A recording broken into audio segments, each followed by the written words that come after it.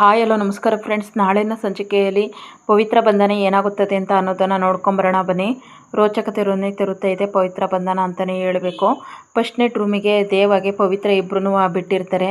ಆಗ ದೇವ್ ಹೇಳ್ತಾ ಇರ್ತಾನೆ, ಪವಿತ್ರ ಅವರೇ, ಅವರ ಅಜ್ಜಿ ಹಾಗೆ ಆಂಟಿದಿರಿಗಲ್ವ ನಮ್ಮಿಬ್ಬರ ಬಗ್ಗೆ ಏನು ಅಂತ ಗೊತ್ತಿಲ್ಲ ಅಲ್ವಾ, ಅವರು ನಾವಿಬ್ಬರು ಚೆನ್ನಾಗಿರಬೇಕು ಅಂತ ಅಂದ್ಬಿಟ್ಟು ನಮ್ಮಿಬ್ಬರೂ ಫಸ್ಟ್ ನೈಟ್ ರೂಮಿಗೆ ಬಿಟ್ಟಿದ್ದಾರೆ.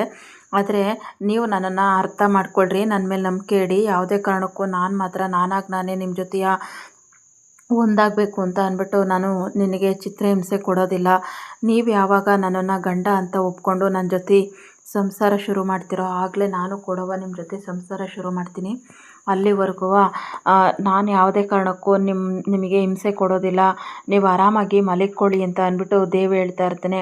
ಆಗ ದೇವ್ ಸರ್, ನೀವು ಸರಿ ಮೇಲ್ಗಡೆನೇ ಮಲಗ್ರಿ, ನಾನು ಕೆಳಗಡೆ ಮಲಗ್ತೀನಿ ಅಂತ ಅಂದ್ಬಿಟ್ಟು ಪವಿತ್ರ ಹೇಳ್ತಾ ಇದ್ದಾಗ, ಅಯ್ಯೋ ಬೇಡ, ನನಗೆಲ್ಲ ಅಡ್ಜಸ್ಟ್ ಆಗಿದೆ, ನಾನೇ ಕೆಳಗಡೆ ಮಲಗ್ತೀನಿ, ನೀವೇ ಮೇಲ್ಗಡೆ ಮಲಗ್ರಿ ಅಂತ ಅಂದ್ಬಿಟ್ಟು ಈ ಕಡೆ ಪವಿತ್ರ ದೇವ್ ಹೇಳ್ತಾ ಇರ್ತಾನೆ. ಆಗ ಇಲ್ಲ ದೇವ್ ಸರ್, ನೀವು ನಮ್ಮ ಮನೆಗೆ ಬಂದಿದ್ದೀರಾ, ನಿಮ್ಮನ್ನು ಚೆನ್ನಾಗಿ ನೋಡ್ಕೋಬೇಕು ಅಲ್ವಾ, ಅದಕ್ಕೋಸ್ಕರನೇ ನೀವು ಮೇಲ್ಗಡೆನೇ ಮಲಗ್ಕೊಳ್ಳಿ, ನಾನು ಕೆಳಗಡೆ ಮಲಗ್ತೀನಿ ಅಂತ ಅಂದ್ಬಿಟ್ಟು ಹೇಳ್ತಾ ಇದ್ದಾಗ, ಪವಿತ್ರ ಅವರೇ, ನಾನು ಹೇಳ್ತಾ ಇದ್ದೀನಿ ಅಲ್ವಾ, ನನ್ನ ಮಾತಿಗೆ ಬೆಲೆ ಕೊಡ್ತೀರಾ ಅಲ್ವಾ, ಕೆಳಗಡೆ ಚಾಪೆ ಹಾಸ್ರಿ, ನಾನು ಕೆಳಗಡೆ ಮಲಗ್ಕೊತೀನಿ, ನೀವು ಮೇಲ್ಗಡೆ ಮಲಗ್ರಿ ಅಂತ ಅಂದ್ಬಿಟ್ಟು ಹೇಳ್ತಾ ಇರ್ತಾರೆ.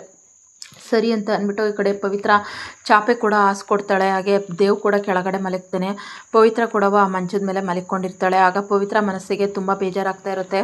ಅಯ್ಯಯ್ಯೋ, ದೇವ್ ಸರ್ನ ನಾನು ಕೆಳಗಡೆ ಮಲಗಿಸಿ ಗಂಡನ್ನ ಕೆಳಗಡೆ ಮಲಗಿಸ್ಬಿಟ್ಟು ನಾನು ಈ ರೀತಿಯ ಮೇಲ್ಗಡೆ ಮಲಗಿಕೊಂಡಿದ್ದೀನಿ, ಅಪ್ಪ ದೇವರೇ, ದಯವಿಟ್ಟು ನನ್ನನ್ನು ಕ್ಷಮಿಸ್ಬಿಡಪ್ಪ ಅಂತ ಅಂದ್ಬಿಟ್ಟು ದೇವರಿಗೆ ನಮಸ್ಕಾರ ಮಾಡ್ತಾ ಇರ್ತಾಳೆ. ಹಾಗೆ ಈ ಕಡೆ ಮಲಗಿಕೊಂಡಿರ್ತಾನೆ. ದೇವ್ಗೆ ಒಂದು ಹೊತ್ತಿನಲ್ಲಿ ತುಂಬ ಸೊಳ್ಳೆ ಕಚ್ಚುತ್ತಾ ಇರ್ತವೆ, ಹಾಗೆ ಸೆಕೆ ಕೂಡ ಆಗ್ತಾ ಇರುತ್ತೆ. ಪವಿತ್ರ ಅವರೇ ಅಂತ ಅಂದ್ಬಿಟ್ಟು ಕರಿತಾ ಇದ್ದಾಗ, ಏನು ದೇವ್ ಸರ್ ಅಂತ ಅಂದ್ಬಿಟ್ಟು ಕೇಳ್ತಾ ಇರ್ತಾರೆ. ಪವಿತ್ರ ಅವರೇ, ನನಗಿಲ್ಲಿ ಮಲಿಕ್ಕೊಳೋದಕ್ಕೆ ಆಗ್ತಾಯಿಲ್ಲ, ಒಂದು ಸ್ವಲ್ಪ ಫ್ಯಾನ್ ಹಾಕ್ತೀರಾ ಅಂತ ಅಂದ್ಬಿಟ್ಟು ಹೇಳ್ತಾ ಇದ್ದಾಗ, ಸರಿ ಅಂತ ಅಂದ್ಬಿಟ್ಟು ಪವಿತ್ರ ಇಲ್ಲಿ ಫ್ಯಾನ್ ಹಾಕೋದಕ್ಕೆ ಅಂತ ಹೋಗ್ತಾಳೆ. ಫ್ಯಾನು ಗಿರ ಗಿರ ಗಿರ ಅಂತ ಅಂದ್ಬಿಟ್ಟು ತಿರುಗ್ತಾ ಇರೋದಕ್ಕೆ ದೇವ್ ಹೆದರ್ಕೊಂಡು ಅಲ್ಲೇ ಇದ್ದಂಥ ಒಂದು ನೀರಿಂದು ಚೊಂಬುನ ಕೆಳಗಡೆ ಬೀಳಿಸ್ಬಿಡ್ತಾನೆ. ನೀರಿನ ಚೊಂಬು ಕೆಳಗಡೆ ಬೀಳುತ್ತೆ. ಅವ್ನು ಮನಿಕೊಂಡಿರೋ ಚಾಪೆ ಎಲ್ಲವ ಒದ್ದೆ ಆಗೋಗುತ್ತೆ. ಆಗ ಈ ಕಡೆ, ಅಯ್ಯೋ ಪವಿತ್ರ ಅವರೇ, ನನಗೆ ಅದು ಫ್ಯಾನ್ ಹಾಕ್ರಿ, ಅಷ್ಟೊಂದು ಗಿರ ಗಿರ ಅಂತ ತಿರುಗ್ತಾ ಇದೆ ಅಂತ ಅಂದ್ಬಿಟ್ಟು ಕೇಳ್ತಾ ಇದ್ದಾಗ, ಅದು ದೇವ್ ಸರ್, ಇದು ಹಳೆ ಫ್ಯಾನ್ ಅಲ್ವಾ, ಅದಕ್ಕೆ ಆ ರೀತಿ ಗಿರ ಗಿರ ಅಂತ ತಿರುಗ್ತಾ ಇದೆ ಅಷ್ಟೇ ಅಂತ ಅಂದ್ಬಿಟ್ಟು ಹೇಳ್ತಾ ಇರ್ತೀನಿ. ಅಲ್ಲ ಕಣ್ರಿ, ಅದೇ ಅಂದರೆ ಹಂಗೆ ತಿರುಗ್ತಾ ಇದೆ ಅಂತ ಅಂದ್ಬಿಟ್ಟು ಹೇಳ್ತಾ ಇರ್ತಾರೆ. ಅಯ್ಯೋ ಪವಿತ್ರ ಅವರೇ, ಈಗ ಏನು ಮಾಡೋದು, ಚಾಪೆ ಎಲ್ಲ ನೆಂದೋಗಿದೆ, ನಾನು ನಿಮ್ಮ ಪಕ್ಕನೇ ಮಲ್ಕೋಬೇಕಾಗುತ್ತೆ ಅಂತ ಅಂದ್ಬಿಟ್ಟು ಹೇಳ್ತಾ ಇದ್ದಾಗ, ಏನು ಹೇಳ್ತಾ ಇದ್ದೀರಾ ದೇವ್ ಸರ್ ಅಂತ ಅಂದ್ಬಿಟ್ಟು ಪವಿತ್ರ ಕೂಗಾಡ್ತಾ ಇರ್ತಾಳೆ.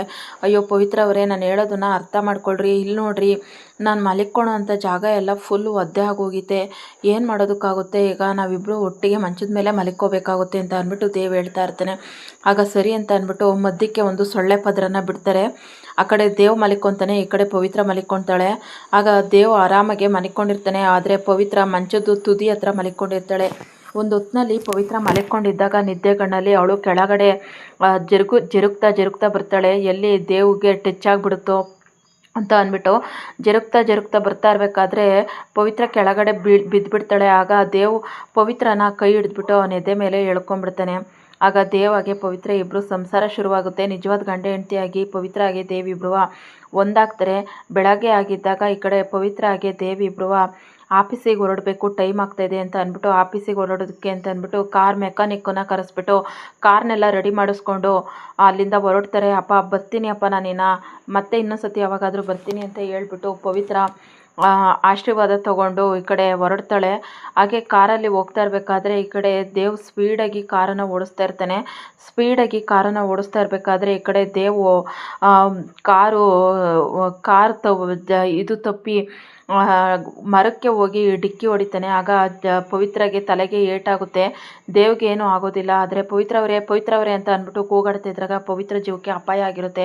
ಪವಿತ್ರ ಕಂಡೀಷನ್ ಕ್ರಿಟಿಕಲ್ ಆಗಿರುತ್ತೆ. ಅದನ್ನು ನೋಡಿಬಿಟ್ಟು ದೇವ್ ಶಾಕ್ ಆಗಿರ್ತಾನೆ. ಆಗ ಪವಿತ್ರನ ತಕ್ಷಣಕ್ಕೆ ಆಸ್ಪತ್ರೆಗೆ ಅಂತ ಅಂದ್ಬಿಟ್ಟು ಕರ್ಕೊಂಡು ಹೋಗ್ತಾನೆ. ಇನ್ನೊಂದು ಕಡೆ ರಾಧಿಕಾ ಕೂಡ ಇಷ್ಟೊತ್ತಾದ್ರೂ ಇವರು ಬರಲೇ ಇಲ್ವಲ್ಲ, ಎಲ್ಲಿಗೆ ಹೋದ್ರು ಅಂತ ಅಂದ್ಬಿಟ್ಟು ಅಂದ್ಕೊತಾ ಇದ್ದಾಗ ಈ ಕಡೆ ದೇವ್ಗೆ ಫೋನ್ ಮಾಡಿದಾಗ, ಎಲ್ಲಿದೆಯೋ ದೇವ್, ಇಷ್ಟೊತ್ತಾದರೂ ಬಂದೇ ಇಲ್ಲ ಅಂತ ಅಂದ್ಬಿಟ್ಟು ಹೇಳ್ತಾ ಇದ್ದಾಗ, ಅಮ್ಮ ನಾನು ಆಸ್ಪತ್ರೆಯಲ್ಲಿ ಇದ್ದೀನಿ ಅಂತ ಅಂದ್ಬಿಟ್ಟು ದೇವ್ ಹೇಳ್ತಾ ಇರ್ತಾನೆ. ಏನೋ ಆಯಿತು, ಆಸ್ಪತ್ರೆಯಲ್ಲಿ ಇದ್ದೀನಿ ಅಂತ ಇದೆಯಲ್ಲ ಅಂತ ಅಂದ್ಬಿಟ್ಟು ಕೇಳ್ತಾ ಇದ್ದಾಗ, ಅಮ್ಮ ನನಗೇನೂ ಆಗಿಲ್ಲ, ಆದರೆ ಪವಿತ್ರಗೆ ಆಕ್ಸಿಡೆಂಟ್ ಆಗಿ ತಲೆಗೆ ಏಟಾಗಿದೆ ಅಂತ ಅಂದ್ಬಿಟ್ಟು ಹೇಳ್ತಾ ಇರ್ತಾನೆ. ಅದನ್ನು ಕೇಳಿಸ್ಕೊಂಡು ರಾಧಿಕಾ ತುಂಬಾ ಶಾಕ್ ಆದರೆ ನಮ್ರತಾ ಖುಷಿ ಪಡ್ತಾ ಇರ್ತಾಳೆ. ದೇವ್ ತುಂಬಾ ಟೆನ್ಷನ್ ಮಾಡ್ಕೊಂಡಿರ್ತಾನೆ. ಇಲ್ಲಿಗೆ ಈ ಸಂಚಿಕೆ ಮುಕ್ತಾಯವಾಗುತ್ತದೆ.